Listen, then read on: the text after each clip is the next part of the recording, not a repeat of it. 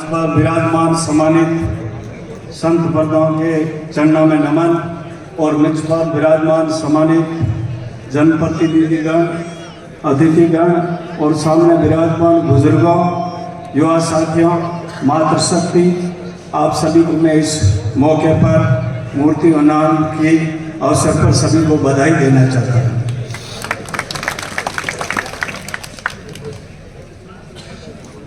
आदरणीय स्वर्गीय बलदेवराम जी मिर्जा साहब के जीवन के बारे में तो पूरी बात कहना बहुत आसान नहीं है, लेकिन हम जो आज जिस स्थिति में बैठे हैं उस स्थिति में पहले नहीं थे।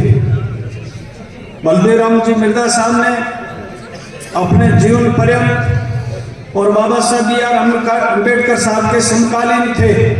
उस समय सर छोटूराम जी सहित ऐसे महापुरुष थे जो व्यवस्था परिवर्तन करना चाहते थे। उस समय में गरीबों शोषितों पर अत्याचार होते थे, उनसे हम लोगों को मुक्ति दिलाने का उन्होंने बीड़ा उठाया।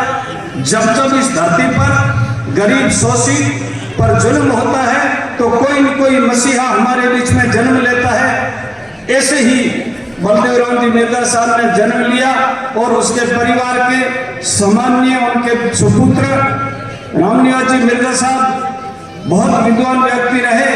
उन्होंने बाड़मेर जैसलमेर लोकसभा क्षेत्र का नेतृत्व किया और राजस्थान में उसी परिवार के नाथूराम जी मिर्जा साहब जैसे महान समाज सुधारकों ने नागौर की धरती पर जन्म लेकर के आज जो हम जिस स्थिति में बैठे हैं, आज जिस प्रकार की एक जो सूची हमें सरकारी सेवाओं में मौका मिला है, इसके लिए हमारे लोगों ने बहुत बड़ी संख्या में कुर्बानी दे करके और इस स्थिति में हमें लाने का काम किया है।